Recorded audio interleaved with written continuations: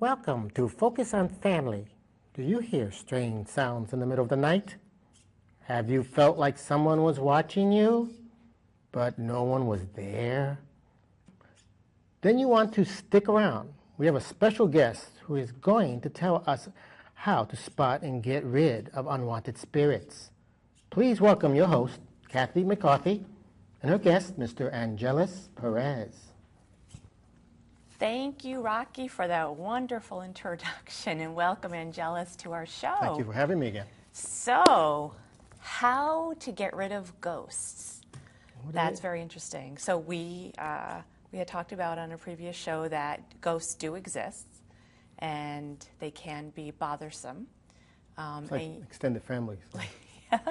And you were going to give us some information on how to get rid of a spirit. But why don't you tell me first how they could come about? Is there provocation, or what would get them? Are they there before we're there, or do they come after? How does that work? They can be created by so many means. If it's a topa, then it can be created whenever you're there by somebody else, live. If it's a memory which has been mistaken for spirits and ghosts, it's basically a natural phenomena that science has not really been able to categorize properly. Now you said a memory? A memory. It's like a crystal in your computer or your TV. Every electronics has crystals. Well, crystals memory storage devices. They take in information, let out information with the right stimulus or electrical impulse or whatever put into it. Well, the house is the same thing. If somebody, say, passes away or there's violence, or it's not necessarily a ghost that's there, it's the emotional impression of us, because we are always radiating different types of radiation. Some are thermal, some are ultraviolet, infrared, but there are all other types of energies that we're constantly throwing out to the universe. We're a big energy generator. And under really strong, intense emotional outbursts or drama, some of this energy patterns get stuck in the very walls, the very floors, the very fabric of the building it's in. Case in point, if you go to some jails that have been abandoned, ready to tear down, they may or may not have spirits in it, but you always feel them on a negative level, especially the very sensitive people or the people who are naturally gifted at picking up these subtle energies. So that's another form. And then there's the spirits, and yes, they can be somebody that was attracted to the place. Most of the times they come to the place because it is what is familiar to them in life. So does it have to be, say, in a place that's an older place, or what if it's a new dwelling? It can be, yeah, it depends. If if the house was built 2 years ago and a year before you moved in, somebody was murdered in it, God forbid, but that can create the possibility, the potential for the spirit to be coming back to the house or staying there. Other cases, it's an old house, many generations of people coming and going, and some people got attached to the house, and it's not necessarily drama or some fatality or something negative. It might be just that they're attached to their house and they don't want to move on. So would that be the only reason why they'd be at the house? No, they may be afraid of moving on because they think they're going to find somebody on the other side that already passed away before them, and they don't want to meet them. Others just want to be here because they're having more fun for some reason. So do they have a choice? Yes, absolutely, always. So when people move on, when they die, they have a choice to go where they're going or not. Yes, it's always a choice. It's never something that's against you, something that you're not willing to do. It's not against one's will. Well, what's the purpose of a will if you can't use it? So yes. So what's the difference between a haunting and a presence? A presence, again, that's going back to what I was saying. It could be a memory. It could be something created by a living person, or it could be something that's made artificially through electronics, devices, radio waves, microwaves. It could be something that's natural to the surrounding geology, the ground. It could be an underground river, aquifer, lake, a stream, and there might be a lot of quartz crystals, all the types, mediums of minerals that generate these fields that you would feel, but it's not a ghost. I mean, I've been in places like that where people thought it was a ghost, and again, it's a mother and a daughter, cousins of my wife. They said they saw something on top of the staircase, an apparition of something. She would feel it, something near downstairs in the garage and somewhere around the laundry room. And before she told me all this, I asked her not to. I would go in there, and I just use a simple device I made in the 80s, a dividing rod, known also as a dowsing rod. And that would be these Oh, that would be here? this, yeah, Okay. these exactly. And I use that because it's basically, I've learned a long time ago, there's nothing magic to them. Those people who know nothing about how they work would debunk them and say, So this how- is mysticism. how It does works it on a work? form of kinesiology. And Okay. kinesiology has been used back since the 60s by doctors and therapists to measure the healing rate of a patient. This is an extension of that. Somehow, we know this through quantum mechanics. We can't explain it yet, but we understand it exists. It's a scientific physical phenomena that our bodies are conscious of things that we are not conscious of. You know, it's like involuntary muscles opposed to voluntary muscles. Well, I may not want my heartbeat to beat. I may want it to stop, but it's not going to stop. It's involuntary. It'll do what it wants to do on its own. But they've already learned that the body seems to know something's going to happen before it happens, or knows about information that's beyond the consciousness of the individual. So these are used as extensions to what we are, like antennas. And you can feel the subtle changes that the doctors would feel when they do kinesiology on you. And if you practice enough with them, after a while you can actually do it with your hands and don't need them. These are just to help you focus and Well, feel they're the moving energy. around, so how does this work? Well, it's basically, if I ask, the normal technique would be, if you don't mind, I'm sorry, you know, you stay in one area and you hold them straight out, and you know, this is simplifying it, 101. Okay, I want to now know what direction I have to go. You know, so I would turn around in a circle, 380 degrees. As I'm turning, you know, I already know that when it goes like this, or it opens up like this, that's the direction. So now I stop. And I ask that question one more time. Is this the direction that I'm supposed to go? And I can be holding them out, and they'll close again or open up. And I'm not consciously doing that. I don't understand how that would be the direction, but that's what it's telling me. So then I'll relax, focus a different question. Say, okay, how many feet must I walk before I hit the location? So, you know, I'll walk one. Now, location of where Whatever a I'm looking for. presence might be. Okay, Yeah, whatever. anything. I will say that. You know, I'm looking for the energy source, the vertice, the cold spot, whatever. Where is the energy spot? And I'll walk and walk, and then I'll turn like this, and then, you know, I'll repeat it 2 or 3 times to make sure I got it, and I'll always go like this, or always go out like that. Now, That's when a it yes goes or no. out, that means you walk that way? No, it's basically, the energies are in flux. So it's like a magnet. Think of it, positive, negative. Somehow these repel with one way of energy flow and go in with another one. I do not understand that yet. So it doesn't, all I know is if it's there, you're going to get a response one way or the other. It's going to be very obvious. Okay. And then I'll say, okay, this is it. And I'll put, you know, mark on the floor or something, and I'll start to follow and trace the pattern. This is a methodology that you do. It's repetitive, but after an hour or so, I have a grid. I have an idea, not only where the spots are, but where they're connected to other spots in the house or in the dwelling.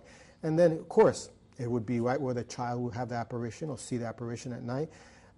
It's right in front of the laundry room where she says she would feel it at night. And she says she doesn't feel it. Sometimes she feels it in the car, and sometimes she doesn't. But it's nothing related to the car. But I noticed that in the garage, right in the middle, there's another spot. So as she drives the car in, she would feel this, like a presence there.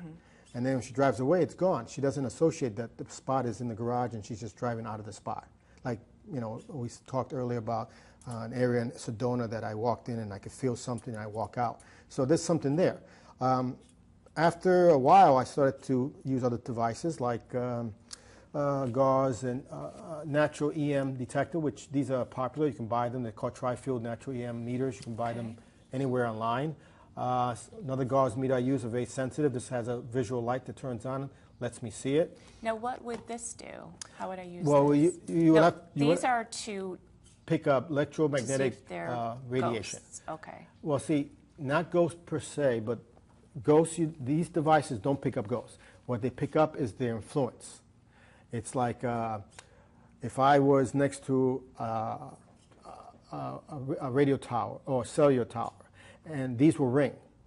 They're not picking up the physical tower. They're picking up the influence, the radiation that the towers are sending out. Like an energy? Yeah, an energy field. It's not the spot, not them themselves. These are more accurate. These, believe it or not, are more simple and don't use any electricity or technology. Really put you right there on the spot. If I was to use them for saying, and not only used for ghost hunting, they were used originally to find water in the olden days, centuries past. Nowadays, people in the military, believe it or not, in the Marine, they're trained to use them for finding mines. They won't admit that, but they do. Every oil company in the world has on the payroll, unofficially, a dowser, find oil.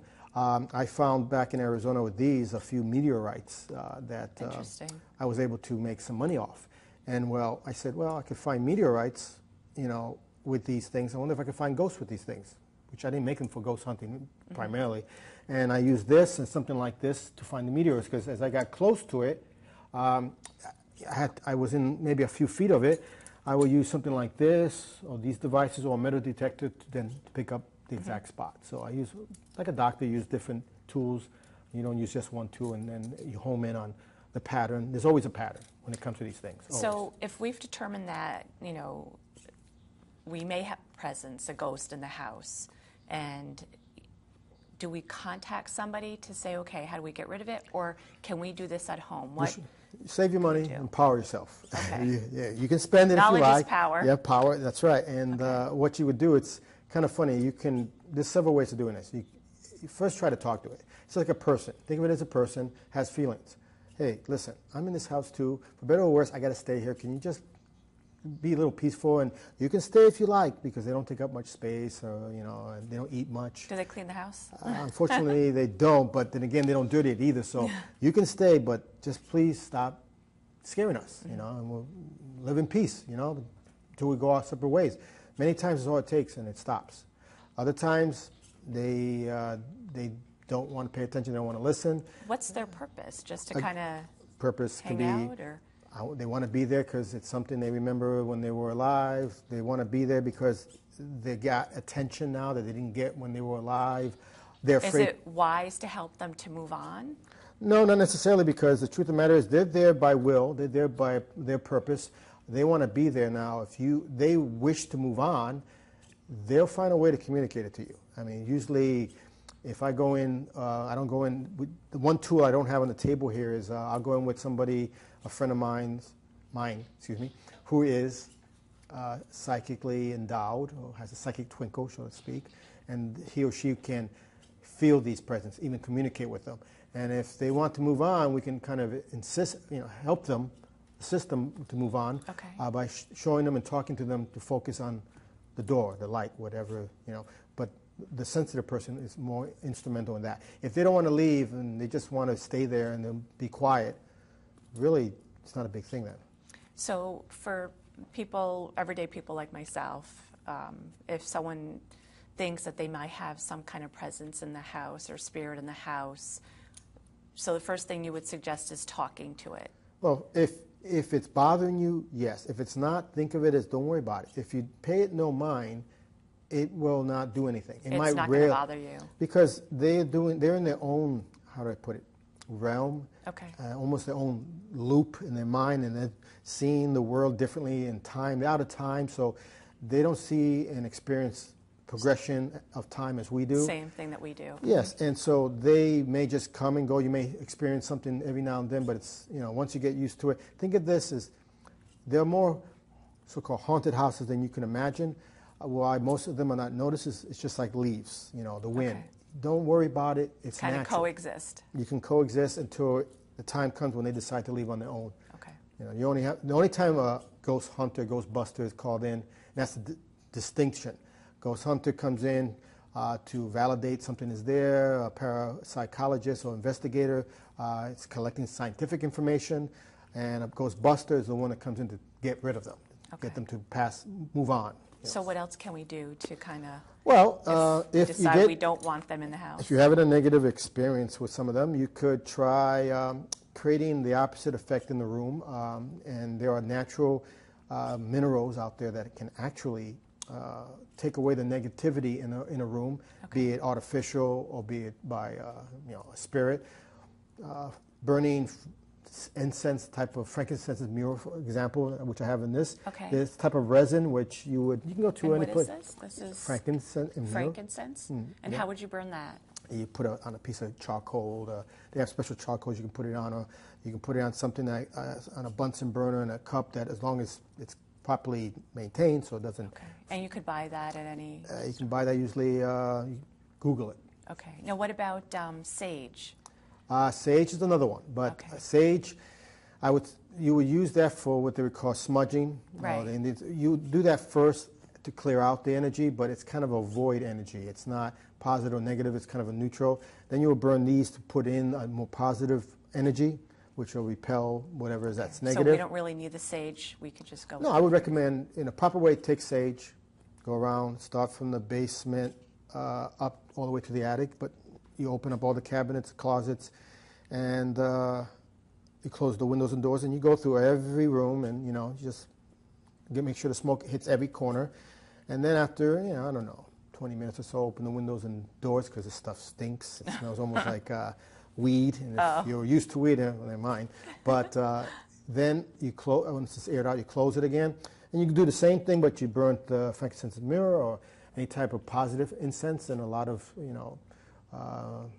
certain stores or outlets that sell it can tell you what's positive besides those two. But those are biblical. Those have been used since now, what about an essential oil spray or something like that? They can also be used.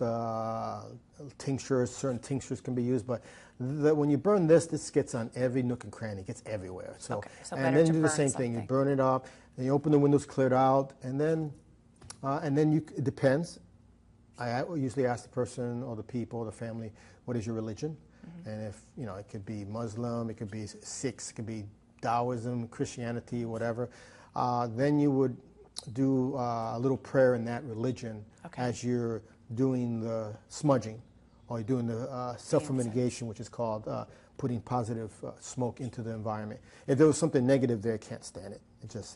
It's like laws of physics. Higher energy can never be in the same place with low energy. You can't have high pressure and low pressure in the same spot. You can't. One is going to dissipate the other. Now, what about some kind of religious relics? Is that helpful? Not unless the person is, the spirit is religious. So if the person is, say, Buddhist, and you bring in a cross, they don't care. And if you bring in even a Buddhist artifact, they still may not care, because they're not evil. They're not affected by it. They're just like you. If I put a crucifix to you, would that affect you? No, because you're a person. Mm-hmm. It's just an item. It's an artifact, pretty or ugly depending on your point of view. Same for them. Religious artifact, or when you want to use spiritual provocation, in other words, that's only affects the inhuman, the demonic. They're the ones who react to that. So just a ghost in the house. Then you can also sea salt, and you want to get organic sea salt. The man-made processed sea salt is really doesn't do much. So organic sea salt. Yeah, and this will help get rid of that. Well, you sprinkle it in the corners of the rooms that you want. If it's coming into the room and bothering you at night, you can put it, on the front of the door. It doesn't have to be enough where you can see it and it's going to cause a mess. Just a little bit. It has an interesting property of taking, like the stuff that you see in packages to take out moistures, that dehumidifying chemical. Well, it's kind of the same way, but it works with negative energy in the air. It's like after electrical storm, the air smells really crisp and nice because there's negative ions in the air. When the positive ions build up to a point, Mother Nature comes in and balances it out by having an electrical storm, which then puts a lot of negative ions there. Negative ions is not negative. It's actually good for us and helps promote healthy living. Well, same thing. Somehow salt naturally just kind of pulls or repels. I'm not sure. So this will help for them to go away? Keep them at bay, yes. Or keep them at More often than not. Of course, you can also, like I said, talk to them. And if that doesn't work, whatever your religion is, say it's a Christian religion, I would say, tell them, well, in the name of Christ, or in the name of God, or the name of the Holy One, in the name of light. Is that where the holy water comes in? Yeah, that's where, sometimes comes in. Well, this is coming in when they're a little bit nastier than just the average ghost. Okay. But yes, I would say, this is last. I would only recommend the holy stuff, holy relics, holy water, all that, only when it's something of a negative nature and you want to keep it at bay. Okay. Because the truth of the matter is, if it's there, you don't want to give it recognition. If it's making itself an annoyance, you want to communicate with it. If it doesn't work, you want to tell it to leave you alone in the name of so-and-so. Usually, like I said, the first stuff usually does it. And if it doesn't, then you tell it to leave in the name of God, in the name of Jesus, whatever. Whatever is strong in your faith usually will send it away. Okay. Now, what about some of these other devices that you have here? They're just... I see you have a camera. Yes. And what is this device? That's a recording device. Basically, this is like a miniature kit for ghost hunter or an investigator to use. They need to be educated in a lot of things because, like I said earlier, not all ghosts are ghosts. Some of them are man-made or memories left in the environment or created by the environment. So you want to, like ball lightnings, they're naturally forming things of nature that people don't know much about. But you need to, what I say is there's lots of books out there. I'm not going to pick up this book because I'm not trying to sell it or anything, but there are books out there about electromagnetic radiation and their effects on human beings. You need to really study a little bit about that because a lot of these devices actually pick up that type of radiation, and that's not ghost related. These devices, this one's a electro sensor. Basically, it's a real simple device. I use it to detect microradiation like microwave ovens, cellular phones, stuff like that. Really great. Your toaster oven, your blender produces radiation whenever it's on. This will pick it up and tell you, well, it's malfunctioning because it's letting out too much radiation or it's working within parameters. Okay. Other devices, this one has an audio and a light that turns on, and has a sensor that you can kind of go walking around and get it more accurate. Again, this is another one. When you go ghost busting, you want to have multiple of devices for one reason. Some are more sensitive than others. Some work on lower frequencies, some work on higher frequencies, and no one device does it all. You want to take notes, personal notes. Now, this is one of my older units. Your smartphone can do the same. Mm-hmm. You want to have a separate camera and a camcorder, plenty of batteries. Again, remember, if you get into these spots, the energies are in flux and they're sucking energy of the local environment. I've gone in there and had brand new batteries in all my devices and then had to replace them the minute, 2-3 minutes after I walked into the spot. They were drained? They were drained, Wow. Yes. A sensitive person will pick that up immediately while your devices will start to drain really quick. So you want to have extra batteries, different devices for different radiations. 2 types of recording devices, camera and a video recorder. A laptop computer comes in really handy, the right software to keep all this information in a database and have everything. Now, what kind of information are you recording? Well, you want to, if you're a techie kind of person, or if you go with a group of people, one person, you want to have as a tech, someone that just deals with electronics and nothing else, so you can concentrate on your own gifts, your own abilities and skills.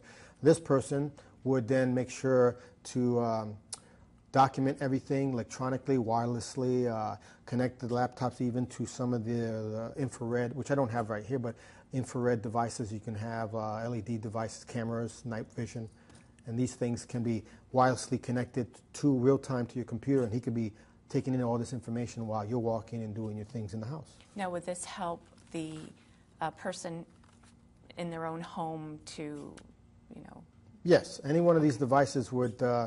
I've gone into houses where they thought they were haunted because they would have nightmares and all this, but studies in Ohio and other universities across the country is using electrostimulus to the head, the brain, with magnetic fields and electrodes would induce an illusionary effect. It could be a negative or positive depending on what part of the brain they stimulate. So if there's something, I've been in houses where I go to their room, they say, this is where I have the nightmares, I feel like I'm being attacked in the middle of the night. And I would pick up right where the person's head is, a strong indication on my devices, strong enough to tell me that this is too high to be natural, or better yet, your person should not be sleeping there because it's affecting the person's physical brain.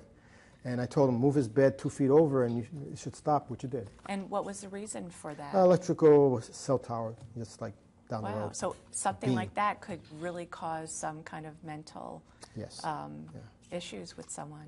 In fact, a lot of ghost stories and ghost apparitions and specters and things I've dealt with happen to be natural things out in the environment that people just didn't associate. So it's easy to go be a little superstitious and closed-minded and say, oh, it's got to be this because. Right. I have to go in, kind of semi-skeptic and logical and say, what if it is something natural first? Is there a device that could counteract the electromagnetic fields? Yes, there are actual, a Faraday cage is one device. There are devices, if you know something or know somebody knows about electronics, can kind of teach you and educate you on building these. Think of it as like shields. People build them to protect the electronics in case of an EM burst or electromagnetic pulse. It'll protect you from signals like this. But the truth of the matter is, you don't need to build a shield of any kind. All you have to do is use one of these or any devices, find out where there is specific radiation strongest in your house, and if you could pinpoint it, like I said, if your toaster is actually, or your microwave is leaking and you don't know that, one of these devices will tell you that. Get a new microwave. Takes care of that. Perfect. All right. This is a lot of great information. Thank you so much, Angelus, for You're being welcome. here. Thank you for having me. And so it's a little easier than I thought to get rid of Yes, it is. fairly simple ghosts. Talk to them like human beings first. That's great information. Thank you so much. And You're boot them welcome out. so much. Thank you for watching Focus on Family. And a special thanks to our guest, Mr. Angelus Perez. I hope you learned as much as I did tonight about how to get rid of ghosts in your house. Until next time, happy haunting.